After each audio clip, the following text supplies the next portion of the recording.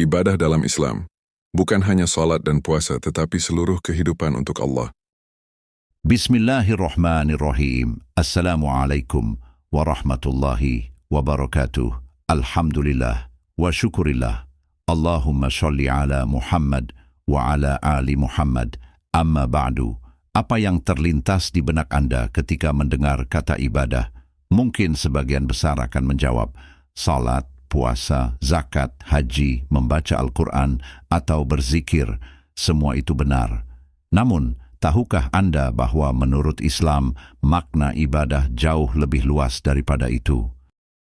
Bahkan, niat baik saja sudah berpahala, menyingkirkan duri dari jalan bernilai sedekah, bekerja mencari nafkah yang halal bisa menjadi ibadah, dan yang paling agung di antara semuanya adalah memegang teguh tauhid serta menjauhi syirik. Lalu, apa sebenarnya hakikat ibadah menurut Al-Quran dan Sunnah?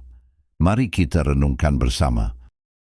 Apa itu ibadah? Ulama besar Islam, Syekhul Islam Ibnu Taimiyah, mendefinisikan ibadah sebagai ibadah adalah nama yang mencakup segala sesuatu yang dicintai dan diridai Allah, baik berupa ucapan maupun perbuatan, yang lahir maupun yang batin.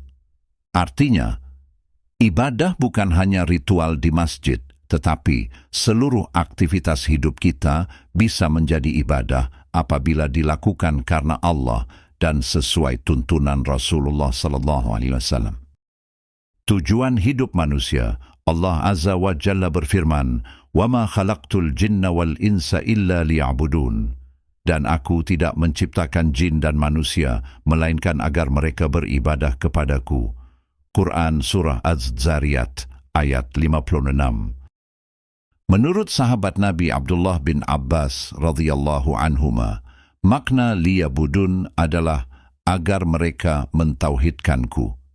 Artinya, inti seluruh ibadah adalah tauhid, yaitu mengesahkan Allah dalam seluruh bentuk ibadah. Tauhid adalah ibadah yang paling agung. Rasulullah SAW bersabda kepada Muaz bin Jabal radhiyallahu anhu, hak Allah atas para hamba adalah agar mereka beribadah kepadanya dan tidak menyekutukannya dengan sesuatu pun. Hadis Bukhari dan Muslim. Inilah ibadah yang paling besar, bukan hanya salat, bukan hanya puasa, tetapi mengikhlaskan seluruh ibadah hanya kepada Allah semata. Allah berfirman, sesungguhnya Allah tidak akan mengampuni dosa syirik jika seseorang meninggal sebelum bertobat darinya. Surah An-Nisa ayat 48. Dan Allah juga memperingatkan, sungguh jika engkau berbuat syirik, niscaya gugurlah seluruh amalmu. Surah Az-Zumar ayat 65. Karena itu, memegang teguh tauhid dan menjauhi syirik adalah ibadah yang paling utama, sekaligus fondasi diterimanya seluruh amal. Ibadah tidak hanya di Masjid Islam mengajarkan bahwa seluruh kehidupan bisa menjadi ibadah, selama dilakukan dengan niat yang ikhlas dan sesuai syariat.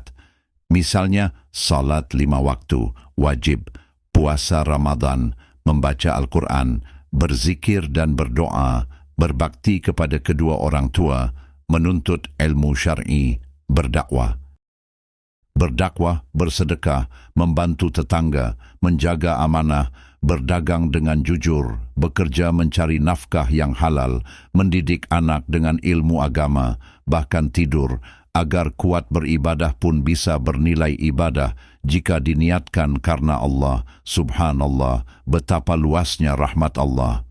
Niat baik saja sudah berpahala. Rasulullah SAW bersabda, barang siapa berniat melakukan suatu kebaikan namun belum sempat melakukannya, maka Allah mencatat baginya satu pahala kebaikan yang sempurna. Hadis Bukhari dan Muslim. Lihatlah kasih sayang Allah, baru berniat melakukan kebaikan saja, sudah mendapatkan pahala, apalagi jika benar-benar dikerjakan. Menyingkirkan duri dari jalan, termasuk ibadah.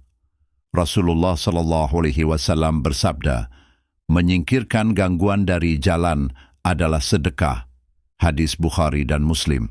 Dalam hadis lain disebutkan bahwa ada seseorang yang diampuni dosanya karena menyingkirkan ranting berduri yang mengganggu kaum muslimin.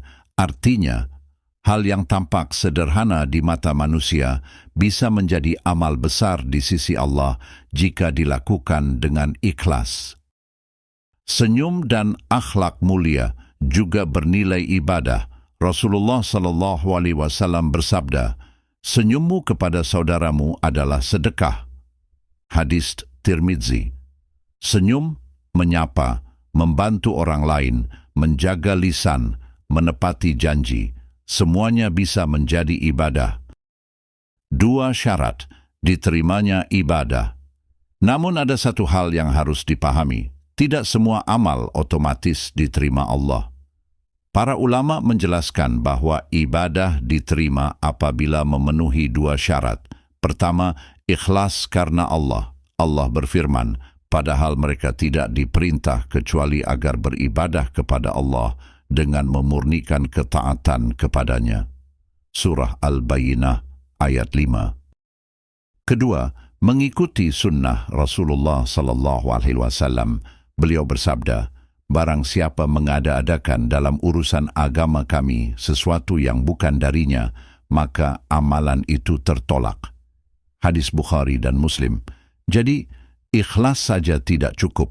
Benar menurut perasaan juga tidak cukup. Harus sesuai tuntunan Rasulullah SAW. Saudaraku, jangan sempitkan makna ibadah hanya pada salat dan puasa. Jadikan seluruh hidup kita sebagai ibadah. Saat bekerja, niatkan karena Allah. Saat belajar, niatkan karena Allah. Saat membantu orang lain, niatkan karena Allah. Saat tersenyum, bersedekah, menyingkirkan gangguan dari jalan. Bahkan ketika baru berniat melakukan kebaikan, semuanya bisa menjadi ladang pahala.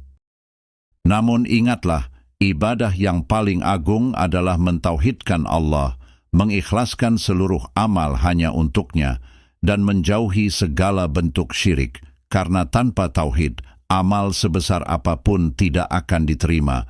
Semoga Allah menjadikan kita hamba-hambanya yang senantiasa mentauhidkannya, beribadah dengan ikhlas, mengikuti sunnah Rasulullah SAW, istiqamah hingga akhir hayat, dan mengumpulkan kita kelak di surga Firdaus bersama para nabi, syiddiqin, syuhada, dan orang-orang saleh.